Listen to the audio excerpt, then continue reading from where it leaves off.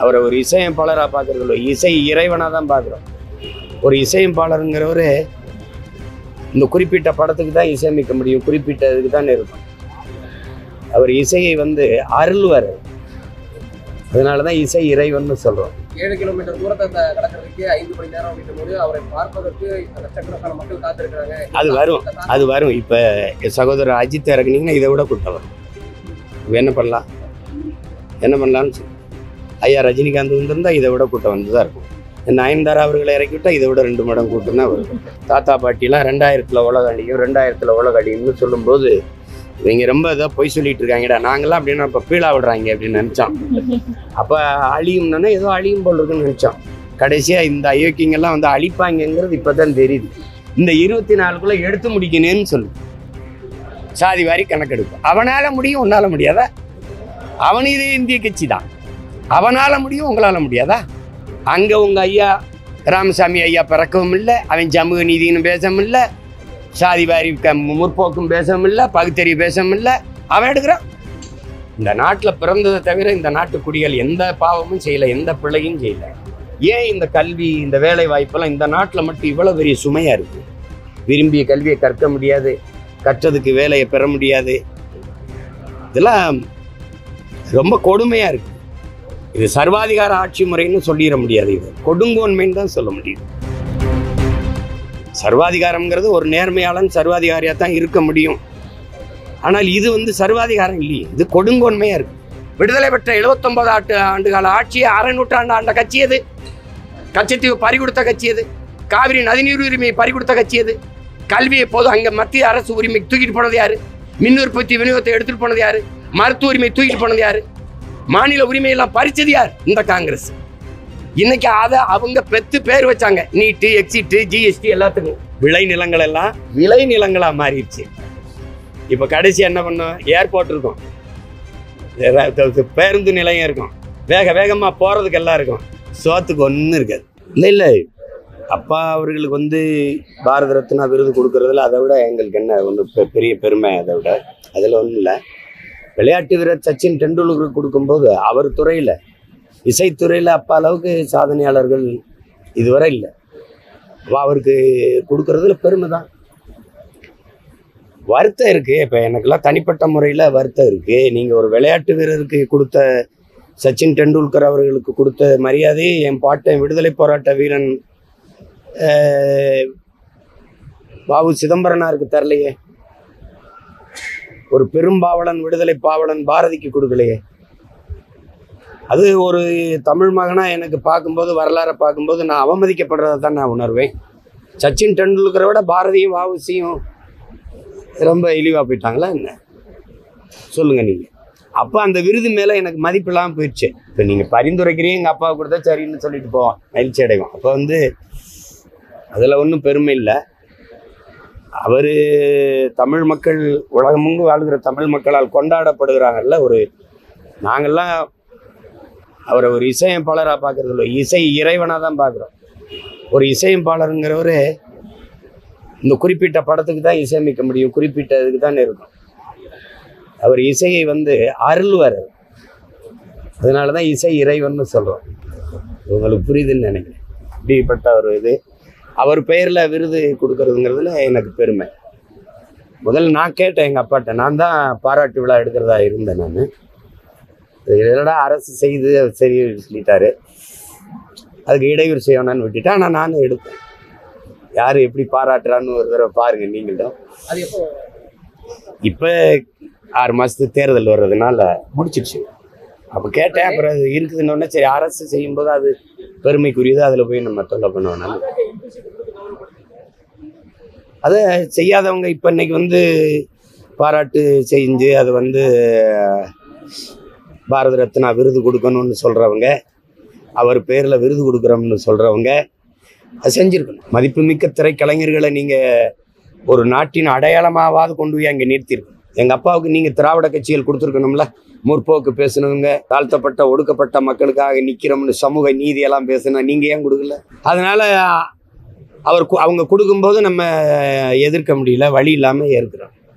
நீங்கள் ஏன் செஞ்சுருக்கணும்? நீங்கள் காங்கிரஸ் எங்கள் ஐயா நடிகர் தளபதி செஞ்சிச்சு, நீங்கள் எங்கள் அப்பா பாரதி ராஜா போன்ற கலைஞர்கள் இப்போ இளையராஜா போன்ற பெருமதிப்புமிக்க திரைக்கலைஞர்களை நீங்கள் கௌரவிச்சிருக்கணும், பெருமைப்படுத்தியிருக்கணும். செய்யலை.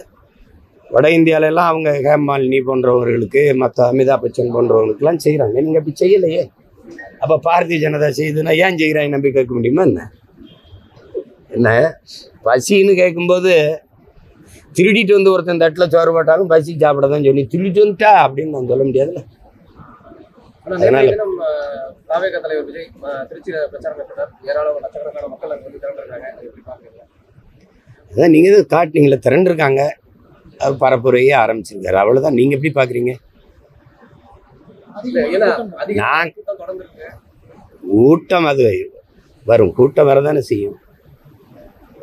ஒரு நடிகர் வந்து இதுவரை திரையில் பார்த்த ஒரு கலைஞர் வந்து இப்படி வரும்போது பார்க்குறது கூடுவாங்க. நாங்கள்லாம் சின்ன பிள்ளையா இருக்கும்போது எம்ஜிஆர் வராரு, சிவாஜி வராருன்னு கூட்டிகிட்டு போய் நிறுத்தினதெல்லாம் இருக்குது. இதே மாதிரி மணிக்கணக்கான நின்றதெல்லாம் இருக்குது. கடைசியாக அவர் வரலை, அப்படியே போயிட்டார் பரமக்குடியோடன்னு இளையாங்குடியில் நாங்கள் நின்று ஏமாந்து திரும்பினதெல்லாம் இருக்குது. அது கிட்டத்தட்ட 7 கிலோமீட்டர் தூரத்தை கடக்கிறதுக்கு 5 மணி நேரம் அப்படின்னும் போது அவரை பார்ப்பதற்கு லட்சக்கணக்கான மக்கள் காத்திருக்கிறாங்க. அது வரும். இப்போ சகோதரர் அஜித் இறக்குனீங்கன்னா இதை விட கூட்டம் வரும். என்ன பண்ணலான்னு சொல்லு. ஐயா ரஜினிகாந்த் வந்திருந்தா இதை விட கூட்டம் வந்து தான் இருக்கும். நயன்தாரா அவர்களை இறக்கி விட்டால் இதை விட 2 மடங்கு கூட்டம் தான் வரும். நீங்கள் அதை கூட்டத்தை பார்க்காது, முன்வைக்கிற கொள்கையை பாருங்க. உருப்படாது. இல்லைன்னா உங்களை மாதிரி ஆளுகள்லாம் சேர்ந்து தான் அந்த நாட்டை நாசமாக்கிட்டே இருக்கிறீங்க. ஒரு செய்தி அறம் சார்ந்து நீங்கள் நிற்கிறீல்ல, சொல்லுங்க. நீங்கள் சும்மா ஏதாவது கூலிக்கு வேலை செஞ்சு கொள்கைக்கு வேலை செய்கிறவனை கொலை பண்ணுறீங்க. இதுக்கு ஒரு ஊடகம், இதுக்கு ஒரு முதலாளி. எந்த முதலாளியும் நீங்கள் லாபத்தேவைக்கு தான் வேலை செய்கிறீங்க, மக்கள் சேவைக்கு அனுக்கிறீங்க. அறம் சார்ந்து ஒரு செய்தியை வெளியிடுறீங்கன்னு சொல்லுங்கள். உங்கள் நெஞ்சை தொட்டு சொல்லுங்கள். யாராவது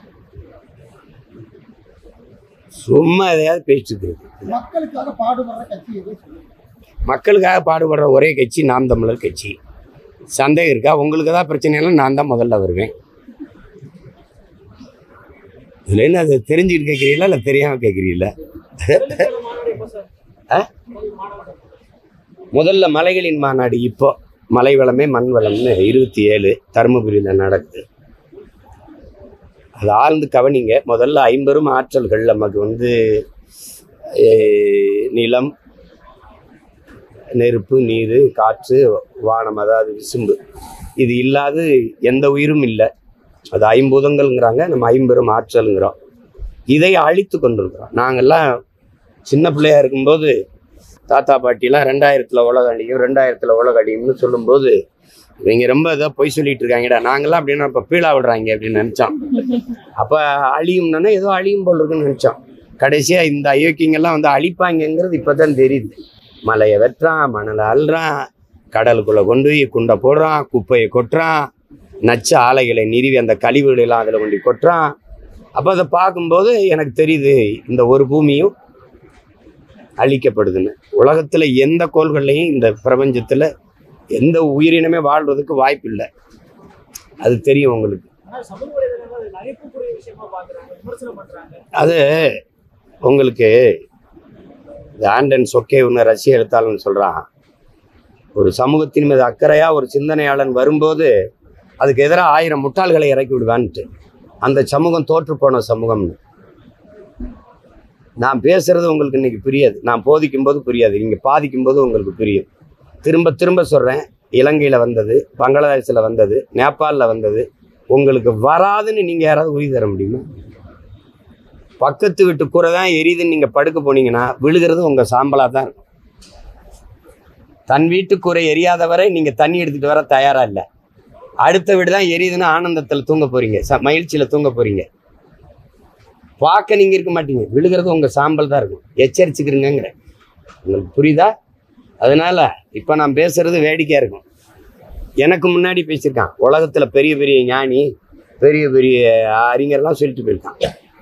ஸ்டீவன் ஹாக்கின்ஸே சொல்லிட்டு போயிருக்கான், இந்த பூமி உயிரினங்கள் வாழ்வதற்கு வாய்ப்பில்லாத மாற்றப்படுது, வேற கிரகங்களை நோக்கி படையெடுங்கள்னு இருக்கான். அவன் சொல்லிட்டு செத்து போயிட்டான். இப்போ நாங்கள் அதெல்லாம் படித்து எங்கள் அப்பா எனக்கு முன்னத்தி ஏற, எங்கள் அப்பா நம்மாழ்வார்னு ஒரு மகன் மேல் சட்டை கூட இல்லாமல் கத்தி செத்து போயிட்டான். இப்போ அவன் பிள்ளை எங்களுக்கு இந்த உங்களுக்கு புரியுது. நீங்கள் மலையை வெட்டி மணலாக்கி கல்லாக்கி பெரிய வீட்டை கட்டி வச்சுட்டு போகணும்னு நினைக்கிறீங்க உங்கள் பிள்ளைக்கு. நான் இந்த நாட்டை என் பிள்ளைகளுக்கு வாழ்கிறதுக்கான நாடாக வச்சுட்டு போகணும்னு நினைக்கிறேன். நீங்கள் வீடை வச்சுட்டு போகணும்னு நினைக்கிறீங்க, நான் நாடை வச்சுட்டு போகணும்னு நினைக்கிறேன். புரியுதுன்னு நினைக்கிறேன். நீங்கள் காசை சேர்த்து வச்சுட்டு போகணும்னு நினைக்கிறீங்க, நான் சுவாசிக்க நல்ல காற்றை வச்சுட்டு சாகணும்னு நினைக்கிறேன். எதை செய்யலாம்னு நினைக்கிறீங்க? ஒரே வழி என்னை அதிகாரத்தில் அமர வைக்கிறது தான், வேறு வழியே கிடையாது. இதை நீங்கள் என்கிட்ட கேட்குறீங்கல்ல, நேற்று ரொம்ப கூட்டம் வந்துச்சுங்களா, அவர்கிட்ட கேளுங்கள. அதை பற்றி பேசி போராடிக்கிட்டு இருக்கவன்டே கேள்வி கேட்குறீங்களே. மலைனா என்னன்னு சொல்லுங்க. என் தாயின் மார்பு மாறி பூமி தாயின் மார்பு மலை. என் தாயின் மார்பிலிருந்து பால், பூமி தாயின் மார்பிலிருந்து அருவி. என் தாயின் மார்பில் வந்தது எனக்கு மட்டும், பூமி தாயின் மார்பில் வந்து உலக உயிர்களுக்கான பால். புரிஞ்சுக்கிடுச்சா? இன்னும் வேற ஏதாவது விளக்கம் வேணுமா? ஆறுங்கிறீங்க, ஆறை பிரசவித்த தாயாரு அருவி, அருவியை பிரசவித்த தாயாரு மலை. மலை அறுத்து காசா யாராவது விற்கிறதுன்னு சொல்லுவானா? பால் ஊட்டின தாயின் மாற அறுத்து சமைச்சா நல்ல கறியாக இருக்கும்னு எவனாவது ஒரு மகன் சிந்திப்பானா? ஆனால் நீ சிந்திக்கிறியே. இந்த மலையை வெட்டு நான் கல்குவாரி கிரஸ்ஸர்ன்னு போட்டு இதில் குவாரி ஓனர் வேற இவர். இவங்கெல்லாம் ஒரு நாள் என்கிட்ட சிக்கிக்கிட்டு படுவான் பாரு, அப்போ தெரியும் உங்களுக்கு. பெற்றோர்கள் இல்லாத குழந்தைகளுக்கு வந்து மாதம் 2000 ரூபாய் நாளையிலிருந்து திட்டம் அறிவிக்கப்படும். ஏன் பெற்றோர்கள் இல்லாது போனார்கள்? நீ குடிக்க வச்சு கொண்டதுனால தானே. என்னை பாருங்க, கேள்வியை கேட்டு குனியாதிய. பெற்றோர்கள் ஏன் இல்லாது போனார்கள்? அதுக்கு பதில் இருக்கா? நீங்க தான் கேள்வி கேட்கணும்னு ஒன்றும் அரசியல் சாசனத்திலேயோ நானும் கேள்வி கேட்கலாம். ஏன் இல்லாது போனாங்க? நிறைய குடிக்க, அதை மட்டும் சாதாரணமாக சொல்றீங்களே ஏன்? பெற்றோர்களே இல்லாத போன குழந்தைக்கு 2000 குழந்தை கையிலே கொடுத்துருவீங்களா? அவங்களுக்கு ஒரு வங்கி கணக்கு போட்டு அதுல போடுவாங்க.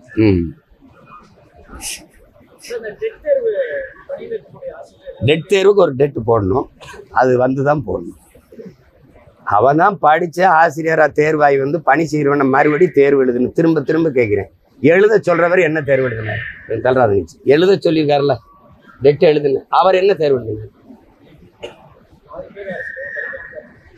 நல்லா சத்தமா சொல்லுங்க. அப்புறம் செய்தித்தாளே படிக்காதவன் தான் இங்கே தினம் செய்தி ஆகிட்டு இருக்கான் தம்பி. அதே ஆண்டன் சொக்கேஸ்வரர் ரஷ்ய எழுத்தாளர், இந்த தோற்று போன சமூகத்தில் தேவையற்ற செய்திகளை தலைப்புச் செய்தி ஆகடாங்கிறான். அதை தான் நீங்கள் எல்லாரும் பண்ணிட்டு இருக்கீங்க. இப்போ நீங்கள் கேட்ட கேள்வி தேவையானது, அதை போடுங்க தலைப்புச் செய்தி.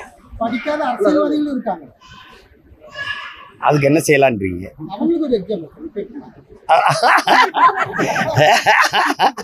இந்த நாட்டில் யாரும் பிரதமர் முதல்வராக இருக்க மாட்டாங்க, தெரியும் தானே? எத்தனை காலம் ஏமாத்துறாங்க பாருங்க. இவங்க சாதி வாரி கணக்கெடுப்பு குடி வாரியா எண்ணி அவரவருக்குரிய உரிய பகிர்வை கொடு, உரிமையை கொடுன்னு கேட்குறோம். இதுக்கு மத்திய அரசு தான் எடுக்கணும்னு சாட்டி விடுது இந்த திராவிட மாடல் ஆட்சி. ஆனால் இவங்க கூட்டணி வச்சிருக்கிற கட்சி ஆட்சி தான், இவங்களே போய் வாக்கு கேட்டு நிறுவன ஆட்சி தான் சீதாராமையாவோட ஆட்சி, காங்கிரஸ் ஆட்சி கர்நாடகாவில். இந்த 24க்குள்ளே எடுத்து முடிக்கணும்னு சொல்லு.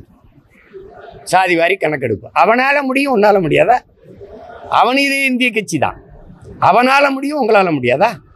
அங்கே உங்கள் ஐயா ராமசாமி ஐயா பிறக்கவும் இல்லை, அவன் சமூக நீதினு பேசவும் இல்லை, சாதி வாரி முற்போக்கும் பேசவும் இல்லை, பகுத்தறிவு பேசவும் இல்லை. அவன் எடுக்கிறான். தெலுங்கானா எடுக்குது, பீகார் எடுக்குது. உங்களால் எடுக்க முடியாது. எடுத்தா நீ எவ்வளோ காலம் எங்களை ஏமாற்றி தின்றுருக்கான்னு தெரிஞ்சிடும். அதானே இங்கே எவனும் கை தட்டி சொல்ல முடியாதுல. 42 விழுக்காடு இருக்கும், 58 விழுக்காடு இருக்கும். இங்கே வாப்பா, அவன் தலைக்கு என்னவோ எண்ணி கொடுன்னு சொன்னா உனக்கு என்ன கஷ்டம்? இன்னும் கொஞ்ச நாள் நான் சொல்றது உங்களுக்கு புரியாது. ஹிந்தி பேசுகிற இன்னொரு மாநிலமாக மாகரும் எல்லா பயிலையும் அடித்து விரட்டுவான். அப்புறம் ஐயோனாலும் அம்மானாலும் நீ அழுகிறது அவனுக்கு புரியாது. எதிர்மே ஹே ஷாட்மே ஆட்மேம்பா நீ சாக வேண்டியது தான். அதுக்குள்ளே விழிச்சுக்க, எச்சரிச்சுக்க. ஒரு ஓட்டை போட்டு நாட்டை கொடுத்துட்டு நிம்மதியாரு. இல்லைன்னு வச்சுக்க, ரோட்டில் நின்று எல்லாரும் போராட வேண்டியதுதான். அப்படிலாம் சொல்லலைங்க, பைத்தியக்காரத்தனமே ஏதாவது பேசாதீங்க. நீதிமன்றம் சொல்லிச்சா? ஹலோ, நீதிமன்றம் சொல்லிச்சா?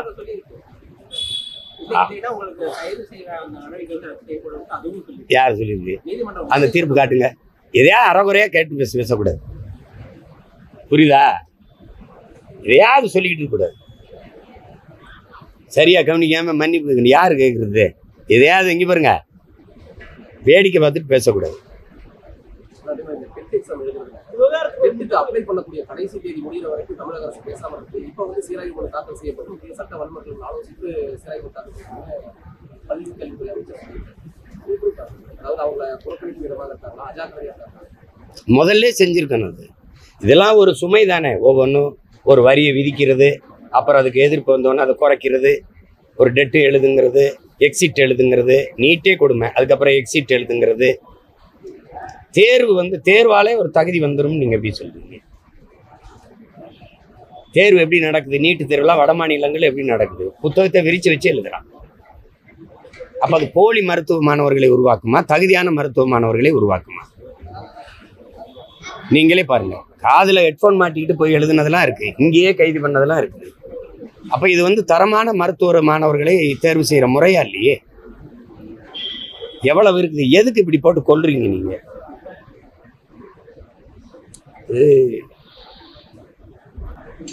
இந்த நாட்டில் பிறந்ததை தவிர இந்த நாட்டு குடிகள் எந்த பாவமும் செய்யல, எந்த பிள்ளையும் செய்யல. ஏன் இந்த கல்வி, இந்த வேலை வாய்ப்பெல்லாம் இந்த நாட்டில் மட்டும் இவ்வளவு பெரிய சுமையா இருக்கு? விரும்பிய கல்வியை கற்க முடியாது, கற்றதுக்கு வேலையை பெற முடியாது. இதெல்லாம் ரொம்ப கொடுமையா இருக்குது. இது சர்வாதிகார ஆட்சி முறைன்னு சொல்லிட முடியாது, இது கொடுங்கோன்மைன்னு தான் சொல்ல முடியும். சர்வாதிகாரம்ங்கிறது ஒரு நேர்மையாளன் சர்வாதிகாரியா தான் இருக்க முடியும். ஆனால் இது வந்து சர்வாதிகாரம் இல்லையே, இது கொடுங்கோன்மையா இருக்கு. சாப்பாட்டுல மட்டும்தான் கூட்டு வைப்பேன், ஆனா கூட்டணி வைக்க மாட்டேன் அப்படின்னு சொல்லி எப்படி சர்வே பண்ண முடியும்? சர்வே பண்றது நீங்க எங்க கட்சியில் இருக்கீங்களா? இல்லைல்ல, உங்களுக்கு எதுவும் பிரச்சனை இருக்காதுல்ல. சர்வே பண்றதுன்னா நாங்க சர்வே பண்ணிட்டு தான் இருக்கோம். எங்களுக்கு அதுல ஒரு சிரமம் இல்லை, எங்களுக்கே ஒரு சிரமம் இல்லை. நீங்க ஒன்று நல்லா கவனிச்சுக்கிறீங்க. அடுத்தவன் தோள் மீது ஏறி நின்று நான் உயரமானவன் என்று காட்டுவதை விட தனித்து நின்று உண்மையான உயரத்தை காட்டுவது மேலானதுங்கிறான். இப்ப நான் என்ன செய்யலாம்? கூட்டணி வைத்து வென்று போனவர்கள் யாராவது ஒருத்தர் இதை சாதித்தார்கள் என்று சொல்லுங்க, நான் கூட்டணி வைக்கிறேன். இதுல யாரோடு கூட்டணி வைக்கலாம்னு சொல்லுங்க. ஒவ்வொரு தடவையும் திருப்பி திருப்பி பேசிட்டு இருக்காதீங்க. என் நாடும் இந்த மக்களும் அனுபவிக்கிற துன்பங்கள், துயரங்கள், அடக்குமுறை, நீங்க கேட்ட கேள்விகள், டெட்டு, எக்ஸிட்டு, நீட்டு, வரி எல்லாம் சொல்றீங்கல்ல, இதையெல்லாம் கொண்டு வந்தது யார்? 1,00,000 போராட்டங்களுக்கு திராவிட மாடல் ஆட்சி அனுமதி கொடுத்திருக்குன்னு நாட்டின் மாண்புமிக்க முதலமைச்சர் அவர்கள் சட்டசபையில பேசுனது இருக்கா இல்லையா? சொல். அப்படின்னா 1,00,000 பிரச்சனைகளை இந்த நாட்டு மக்களுக்கு நீங்க கொடுத்துருக்கீங்கிறது உண்மையா இல்லையா?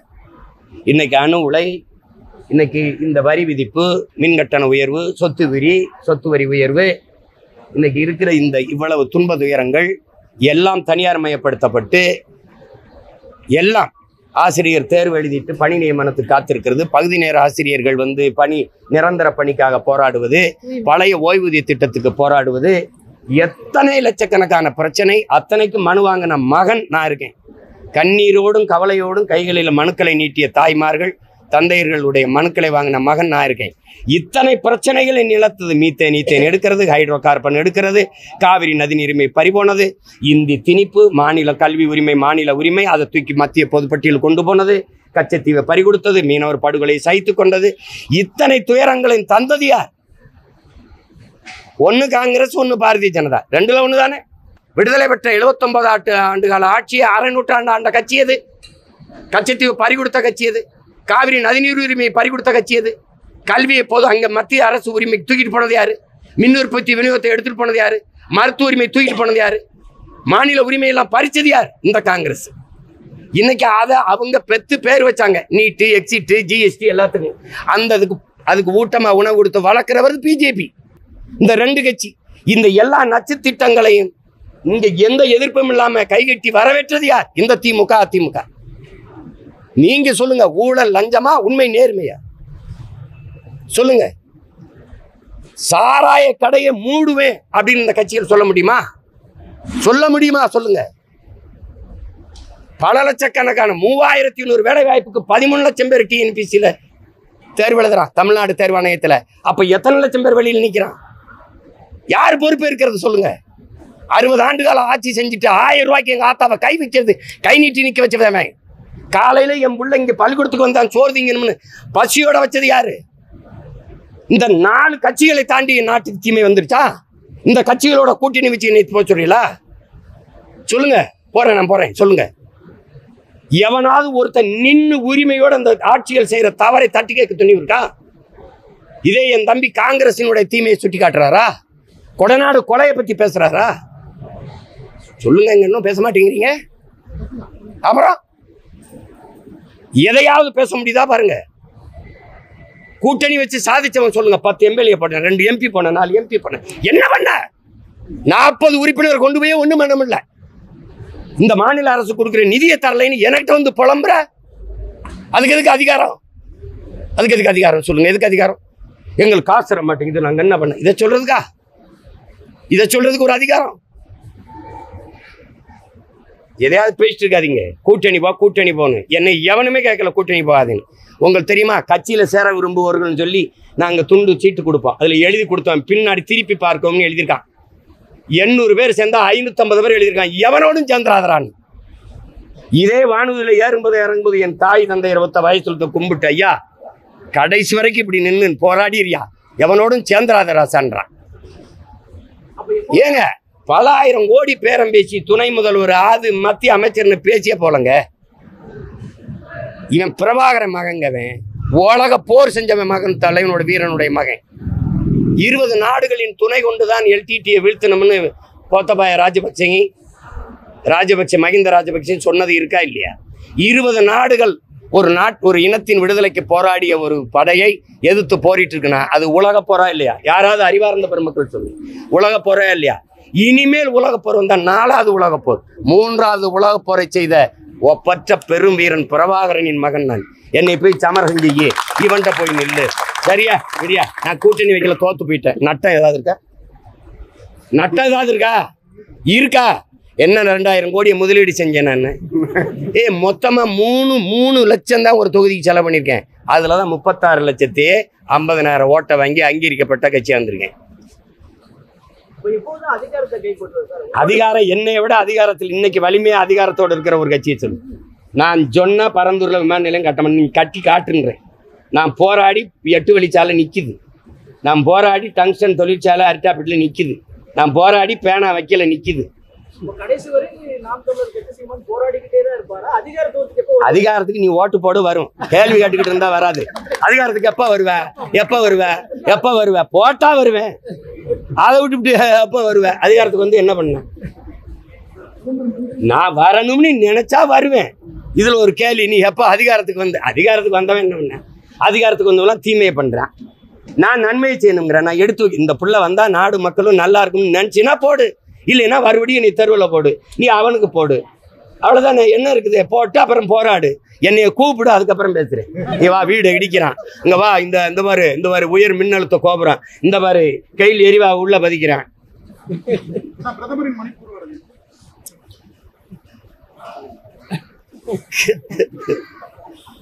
போகணும்னு நினைச்சிருப்பாரு, போயிருப்பாரு. இதெல்லாம ஒரு கேள்வி. பத்தி எரியும் போது தெரியல அமைதியான மணிப்பூர் ஆக்கணும்ட்டு. இப்ப அங்க ஒரு பிரச்சனையும் இல்லை, அதனால உள்ள விட்டு வர்ற.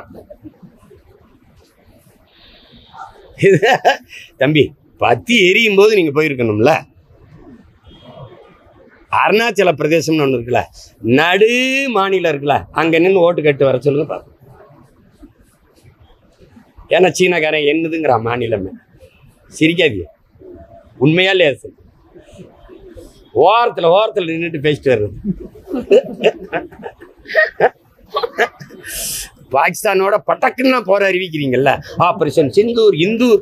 நான் கூட சொன்னேன், ஆபரேஷன் சிந்தூர் அங்கே போட்டீங்க, ஒரு 26 பேர் செத்ததுக்கு 850 பேர் செத்துருக்கமே. ஆபரேஷன் இந்த என்ன சொல்றது, இந்தூர் கூட ஒன்ன போட்டு விடுங்க இலங்கை மேல்.